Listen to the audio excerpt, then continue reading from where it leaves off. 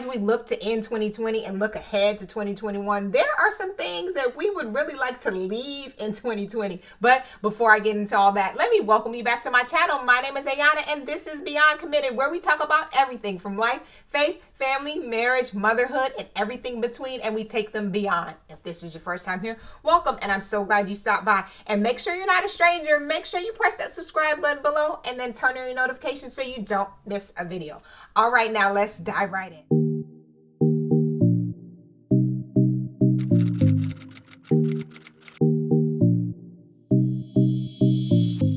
2020 has been a year to remember in so many ways. There have been so many lessons learned, and if we're honest, some of the lessons have helped us to grow and stretch in so many ways. But there's been some lessons and some things that we wish we could forget. But because we can't forget, it's like, what do we do with that? What do we do with those lessons learned? What do we do with what we need to take forward? And what do we need to leave behind? And as I took some time to kind of think about, okay, what are my goals? Because I know so many of us had like 2020 vision going into 2020, and all of those rose-colored glasses were shattered in so many ways. Some ways were good, and some ways were like, okay, how do I move forward? How do I take the next step? How do I even set new goals? What is 2021 even gonna look like? And as we all get ready to set goals and try to redefine and reinvent in so many ways, it's important that as we take a look back at the lessons learned, we realize that there are some things that 2020 taught us that we really need to leave right there. One of the things that we need to leave in 2020 is focusing on what was. Now, although that was a lot easier and a bigger focus this year because we were all focused on, okay, when will we go back to normal? When will we be able to do the things we once did? We often do this in life in general. We can get so focused on living in the past and focused on what was that we're not embracing and truly looking forward to what is to be, what is growing and changing in us and the people around us and the things that are around us that allow us to adapt and change and oftentimes reinvent. Pivoting is not a bad thing, even when it's a forced pivot. Now, I know this year has caused so many of us to pivot in so many different ways.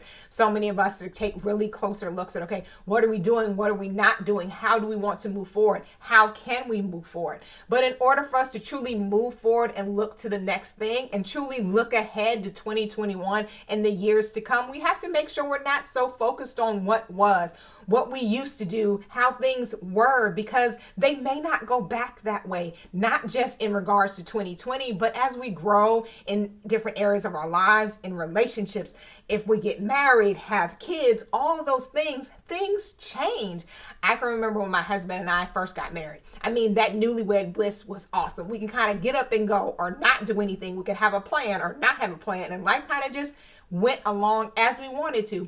But then you have a child and you're like, okay, all that I can kind of do and go as I please stops. Because you can't do that anymore. You have to consider this little person and what they need, their sleep schedule, their eating schedule. What time can we go? What time do we need to be back because it's nap time and all those other things. And although, yes, I do kind of miss that just hubby time, the blessing that kids bring to your life is a beyond blessing. So we can't get so caught up in looking at some of the things that once were and truly embrace some of the things that are and the blessings to come. And in order to do that, we can't focus on what was. We got to truly just look ahead to what will be. And the second thing we need to leave in 2020 is keeping up appearances, because it is so easy to get caught up in having things appear a certain way to the outside world. And no, I'm not talking about social media, because social media is a highlight reel and that's okay. I'm talking about the real people in your life, the people who see you on a regular basis, the people in your home, your husband, your closest friends, your small group at church, those people who truly love and care about you, who want to see the real you, who should see the real you, the people who can come alongside you, that can help you, that can cover you in prayer. Those people need to know what's going on. Those people need to see the real you. And keeping up appearances prevents them from doing that. In order for you to get help when you're struggling, when times are hard, or even to celebrate you in the wins, we have to make sure that we're not just keeping up appearances for those in our lives, but we're showing them the real us. And by doing that, we don't just get the help we need, but we also grow grow in so many ways. I know for me, some of my biggest growth moments are when I've taken off the mask, I've been real and vulnerable and stated where I need help or where I need prayer or where I need to grow or where I'm struggling. And those in my life that could help me did, but when they didn't know what to do, they prayed. They listened. They walked alongside me as God directed, as God put people in my life to help me along the way. And we need that. In order to do that, we can't be keeping up appearances and making things look a certain way. We have to be real and authentic with some of the people in our lives who can grow and go exactly where God is taking us in order for us to truly go to the beyond places in our lives and truly take those next steps, even if those next steps are occurring right in 2021. In order to do that, we have to remove the facade, take off the mask, and stop trying to keep up appearances. And the third thing that we need to leave in 2020 is self-reliance. Now I know I am I can do it all by myself kind of girl. And I have been for most of my life, independent. I got the superwoman cape on. I can do this. And yes, those moments in life are necessary to where we just need to do the things. We have to be strong and resilient and independent and just self-reliant in those moments. But that's not an identity that we need to hold on to. We need to take off those capes sometimes. We need to be able to ask for help, get support, and also not try to do it all ourselves. We are supposed to be in relationship, be in community in order to grow and go to so many different places, whether that's in business, whether that's in your relationship, whether that's in your parenting. All those things require us to have a village, have a support system. And that support system can come from within your home.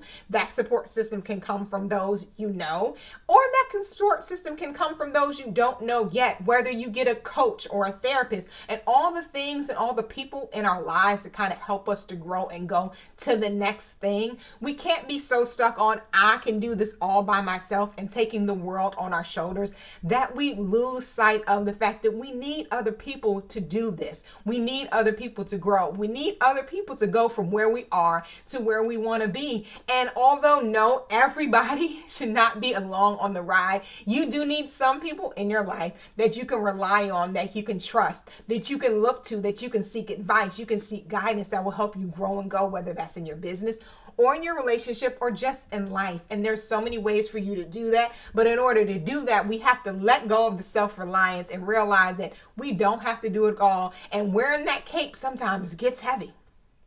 All right, that's it for today. And I want to know, what are you leaving in 2020? Let me know in the comment box below. And if you like this video, make sure you give it a thumbs up, and then make sure you press the subscribe button and turn on your notifications so you don't miss a video.